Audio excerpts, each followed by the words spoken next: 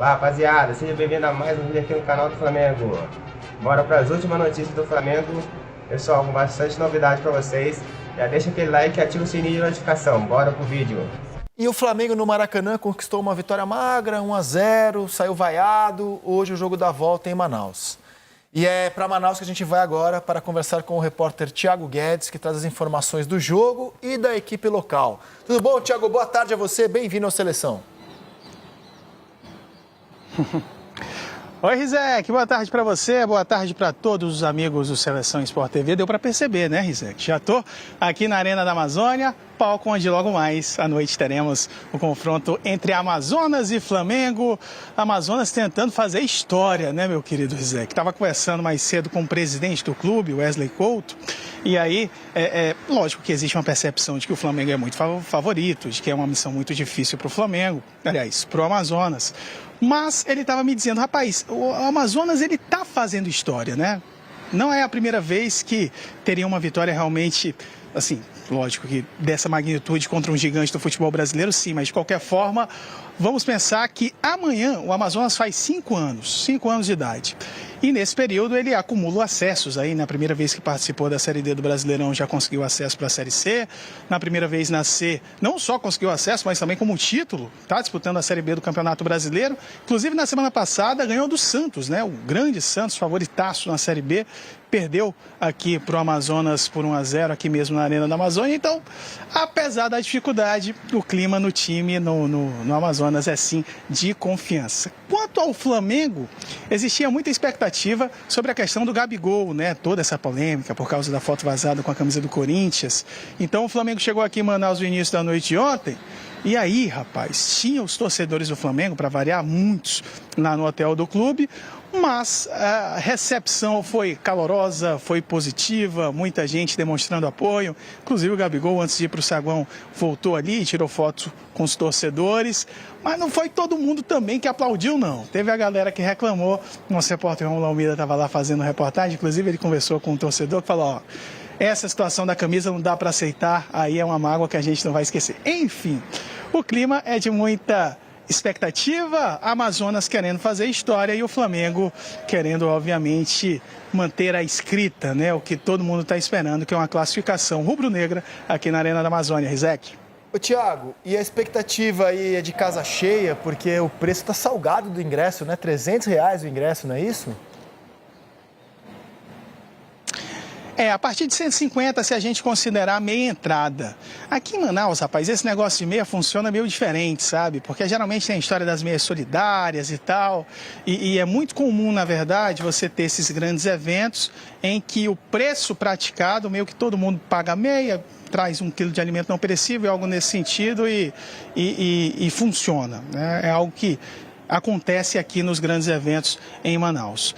Mas, de fato, é um preço elevado, né? Inclusive, Procon entrou no jogo, teve muita discussão.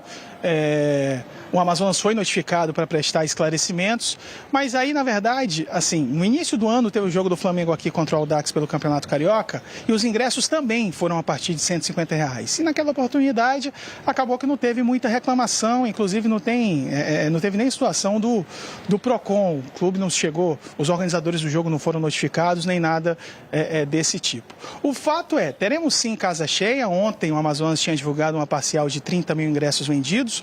Hoje o presidente me disse que já passou dos 40 mil. Agora, a curiosidade é que, oficialmente, para a torcida do Flamengo, foram disponibilizados 6 mil ingressos. Inclusive, o presidente estava falando, ó, o restante é a torcida do Amazonas, então, torcedor com a camisa do Flamengo não é bem assim, vai ter o espaço destinado a ele, que são 6 mil ingressos. É difícil imaginar que do lado da torcida do Amazonas não terá torcedores do Flamengo, mas oficialmente 6 mil apenas para o clube visitante. Eu vou mostrar os resultados do Amazonas desde o jogo da ida. O grande jogo do Amazonas foi a vitória sobre o Santos, mas, por exemplo, a partida seguinte, a derrota no Maracanã, foi uma derrota para a Ponte Preta, na Série B. Aí ganhou do Santos, perdeu do Ceará e empatou com o Paysandu.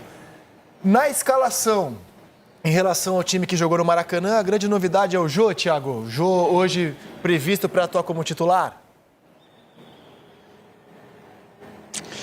Exato, nem chega a ser uma grande novidade, porque ele já está atuando nos últimos jogos, né? Na última partida contra o Paysandu ele até começou na reserva, mas uma opção mesmo de descanso. Tem a questão do Sassá, né? O Sassá era o titular absoluto, enfim, grande ídolo desse time, inclusive. Foi o artilheiro da Série C no ano passado, com 18 gols. Nesse ano é o artilheiro do clube com 7 gols marcados, mas o Sassá teve um problema na virilha, justamente no jogo da Ponte Preta, e aí ele está afastado por lesão. Hoje deve estar à disposição, mas começando no banco de reservas. De resto, é basicamente o time que ganhou contra o Santos. A partir do jogo contra o Santos, o técnico Adilson Batista encontrou ali uma formação e esse time, com uma outra modificação, algo muito simples, mas no geral é o time que tem entrado com o jogo como centroavante. No ataque, as opções ali do Matheus Serafim, que atuou muito bem contra o Flamengo, né? E também foi bem no jogo contra o Paysandu aqui no último fim de semana, um empate pela Série B 1-1. Tem também o Rafael Tavares, que é um jogador muito importante, que a torcida aqui tem muito carinho com ele, né? Ele é o 10, ele é o meia, ele estava no acesso da Série D para C, continua no time, foi importante também no título da Série C, ele está à disposição, deve jogar hoje aqui na Arena da Amazônia. Obrigado, meu caro. Isaac, Diga, Lino. e essa história do Adilson Batista no Cruzeiro, tá rolando por lá? Quem divulgou isso? A Joana de Assis, hoje pela manhã, estava falando disso. Né? E em Belo Horizonte também, de alguma forma, se confirma que a conversa com o Adilson, que não se sabe, se é para ele assumir algo dentro de comissão técnica ou na estrutura do clube. Mas que o assunto tá no mercado, tá. Um repasso para o Thiago, se ele tem informação se o atual treinador do Amazonas pode estar a caminho do Cruzeiro. Essa informação foi divulgada primeiramente pela imprensa lá de Minas Gerais, de que o Adilson poderia ter alguma relação com as categorias de base do Cruzeiro, o Cruzeiro teria esse interesse. Bom, oficialmente o Amazonas ainda não fala sobre o assunto, oficialmente Adilson Batista é o treinador e tudo que a gente tem até agora, na verdade, são essas informações que vêm da imprensa lá de Minas Gerais. Surgiu esse assunto mesmo, de que ele estaria, que na verdade que haveria um interesse do Cruzeiro, não exatamente de que tinha essa conversa, mas o Amazonas trata como, enfim, boato. Adilson é o técnico do Amazonas, é o cara da Série B. Muito bem, Thiago, muito obrigado pela sua participação, um grande abraço e até a próxima. A gente plugou as prováveis escalações lado a lado, não precisa ser nenhum gênio para notar que há um abismo entre Flamengo e Amazonas, um abismo técnico.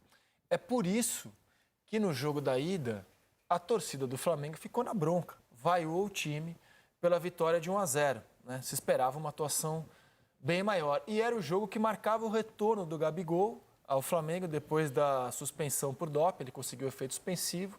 E muita gente foi ao Maracanã, inclusive, para celebrar o retorno. Então, a nossa pergunta, depois do 1-0, magro, mal jogado pelo Flamengo no Maracanã, é a seguinte: tem risco? Tem risco para hoje, para o Flamengo? Risco tem, né? Mas depois das atuações contra o Corinthians e contra o Bolívar, eu acho que a recolocação do De La Cruz na posição dele ali ao lado do Alan, o Gerson indo para a direita, eu acho que isso deu equilíbrio à equipe, que nós foram duas boas atuações. Enquanto o Amazonas realmente ficou devendo e muito. Porque primeiro a torcida esperava já um placar dilatado para esse jogo, do jogo de volta, a ser protocolar, né? E foi realmente o que não aconteceu. Até, eventualmente, maestro, na época não havia ainda paralisação de campeonato, de você poder descansar o time, né? Era expectativa, fazer um grande resultado e tratar o jogo da volta como um jogo de descanso para vários titulares. Eu acho que mais do que isso foram as duas atuações. Foram atuações consistentes que realmente a equipe deu uma demonstração que pode estar entrando no trilho. Hoje, de repente, pode ser essa confirmação, jogando fora de casa. A motivação você imagina hoje lá na Arena. Amazonas, como é que não deve estar? Principalmente dessa possibilidade. O risco, o futebol é aquele esporte onde o melhor ele não te diz que vai ganhar, né? É lógico que a probabilidade ela é muito grande, mas que existe sempre o risco de você ter uma surpresa. Até porque ganhar de 1-0, né, vai disputar nos pênaltis, né, a passagem para outra fase. Você assiste aos melhores momentos e dá a impressão, porque é uma edição, né, das chances criadas, que o Flamengo amassou, jogou em cima. Não foi isso, né? Foi um jogo lento, irritante até do Flamengo no Maracanã. É um time muito estático, né? Sem se movimentar, sem encontrar ali as combinações que tanto se espera de uma equipe com tanta qualidade. e até num ritmo ali muito, muito arrastado, né? Um pouco mais, não gosto de usar a palavra preguiçoso, parece que os caras não quiseram, mas muito aquém daquilo que se espera de um time como o Flamengo. Eu acho que o jogo de hoje vai ter um caráter um pouco diferente, porque o Amazonas precisa fazer um gol. Então, talvez, o Amazonas não fique tão retraído como ficou no Maracanã. Até a presença do Rafael Tavares, como foi citado no meio-campo, é um jogador de mais criação, possa significar um time que tente também ficar algum tempo com a bola, que tente se lançar um pouco ao ataque. E isso para o Flamengo pode ser positivo, já que existe essa diferença técnica. Meu grande questionamento para hoje é com relação ao comportamento dos jogadores, né? Porque a mobilização contra o Corinthians era necessária para dar uma resposta, contra o Bolívar também para se colocar numa condição melhor para se classificar na Libertadores, e o jogo de hoje não tem exatamente esse caráter, né? É um jogo em que o Flamengo já tem vantagem, sabe que é superior, então acho que a galera tem que ter atenção para não voltar àquele modo mais cômodo, né? De menos intensidade, de menos agressividade, de menos imposição contra o adversário. Vou mostrar o que foi o Flamengo desde o jogo da ida. A partida seguinte foi contra o Bragantino pelo Campeonato Brasileiro, num sábado à tarde. O primeiro tempo é de domínio do Bragantino, o segundo é de uma bela atuação do Flamengo com esse gol de empate do Bruno Henrique depois de um passe do De La Cruz. Foi um dia marcado por reclamações da arbitragem do Flamengo, bem enfáticas, fortes. Depois o Flamengo tem um jogo horrível, péssimo, que é a derrota para o Palestino na Libertadores. Ou seja, não é que essa partida já ligou o alerta e na sequência o Flamengo saiu jogando bem. Aí torcedores foram ao Ninho do Urubu protestar, aquela cobrança tradicional que você tem em má fase. E aí faz uma partida boa contra o Corinthians, no Maracanã, vitória tranquila. E a goleada sobre o Bolívar, são os dois últimos jogos a que se refere o maestro. Mas não é que imediatamente pós-Amazonas o time acordou. Ele vem de 2 bons jogos, contra o Corinthians e contra o Bolívar. E aí teve a polêmica da semana passada do Gabigol flagrado vestindo a camisa do Corinthians e, para mim, maior do que isso, mentindo, dizendo que essa imagem aí, no primeiro momento, era falsa, era fake, e quem foi pego na mentira foi ele, que acabou ficando muito feio para o jogador. Corinthians, Bolívar e Amazonas não vão dar o direito ao Flamengo de achar que a fase é absolutamente boa. Por isso que o jogo de hoje precisa ter comprometimento. Chegou a hora de o Flamengo não só conquistar resultados, chegou a hora do Flamengo mostrar acerto, mostrar evolução. Então, nesse aspecto, o jogo de hoje é muito importante. O resultado é muito importante. Ter sobras técnicas é importante para esse Tem elenco. risco? O Flamengo, na sua opinião, corre risco hoje? Eu acho que o maior risco que o Flamengo corre hoje não é de ser eliminado. É claro que tem risco, é futebol, o Maestro falou isso aí a gente nunca vai desconsiderar.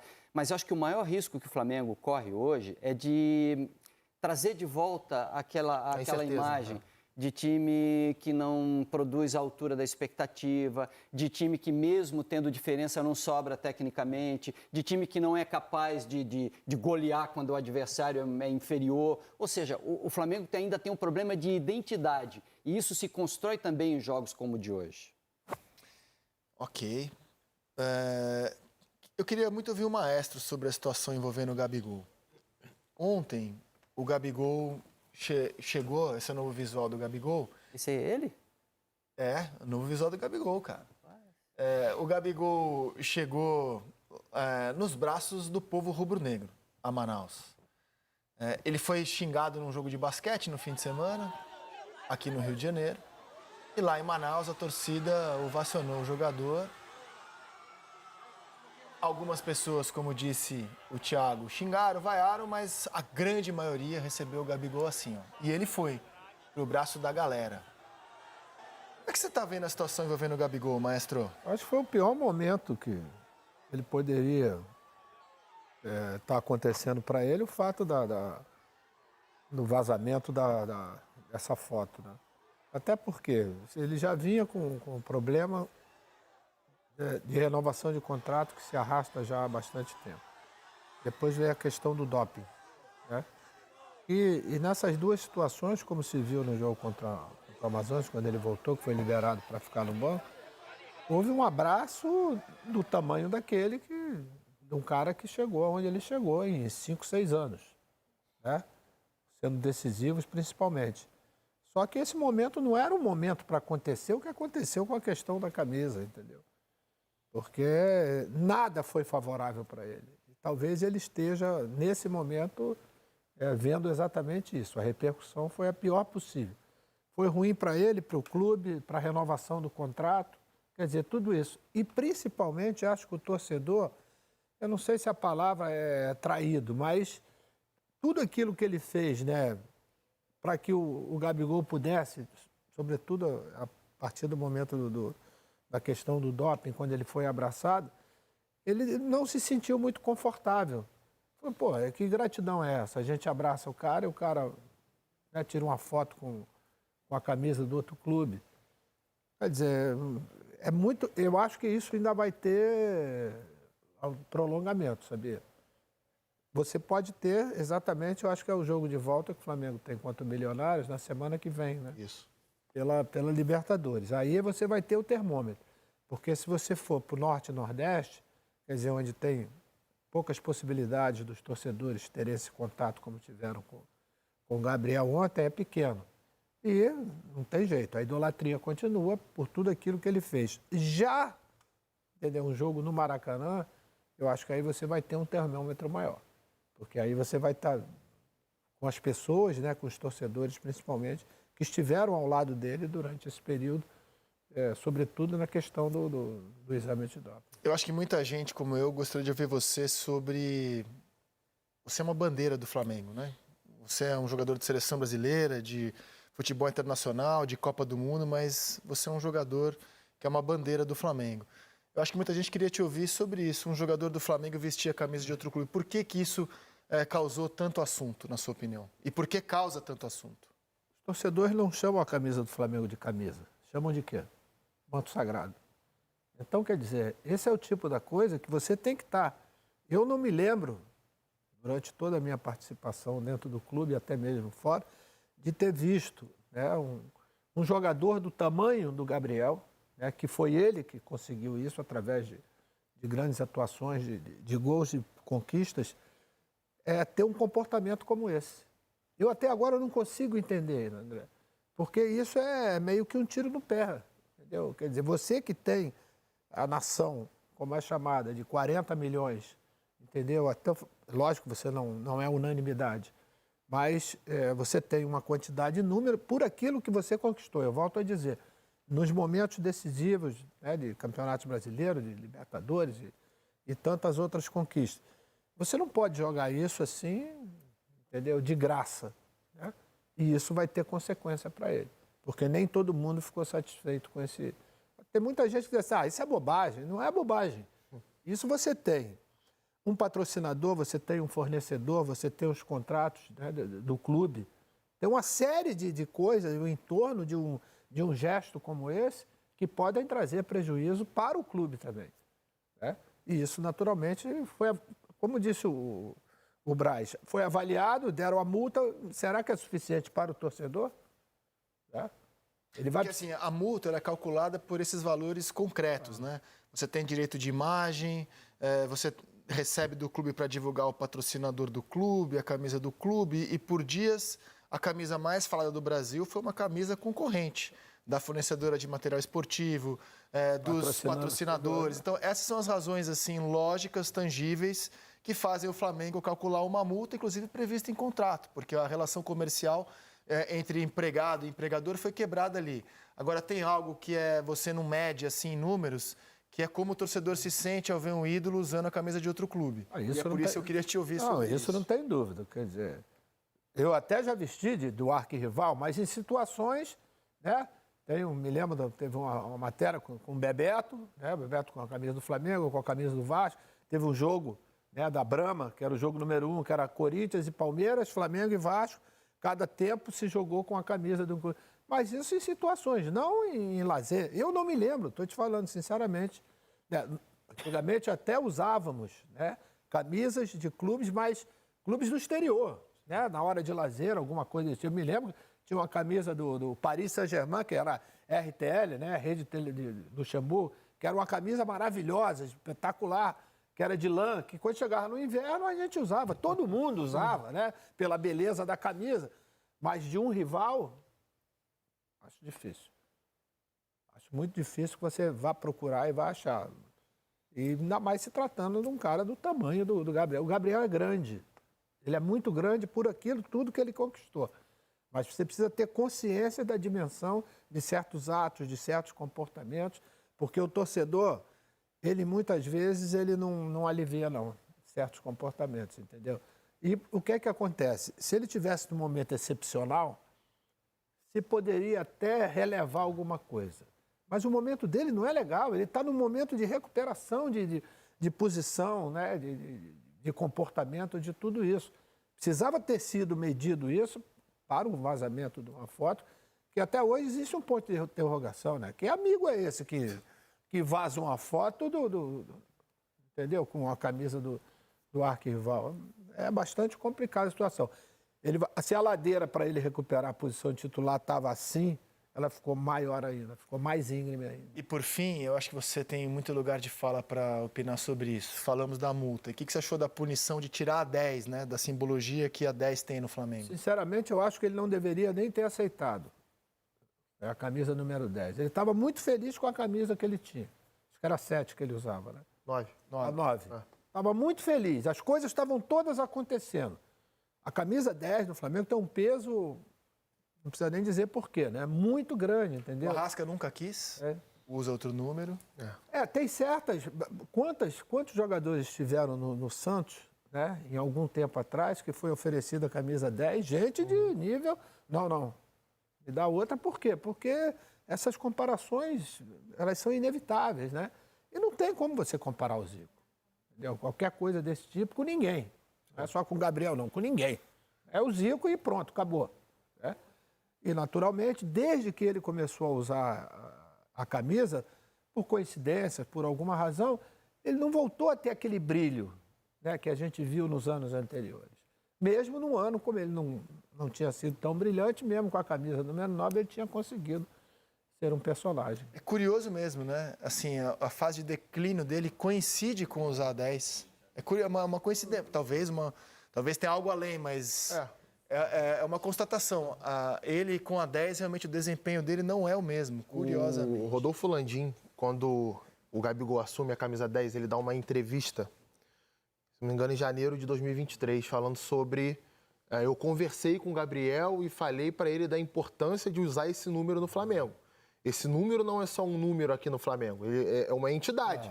Então você tem que ter mudança de comportamento, você tem que ter mudança de atitude dentro de campo, fora de campo, no atendimento a torcedor, no relacionamento com a arbitragem.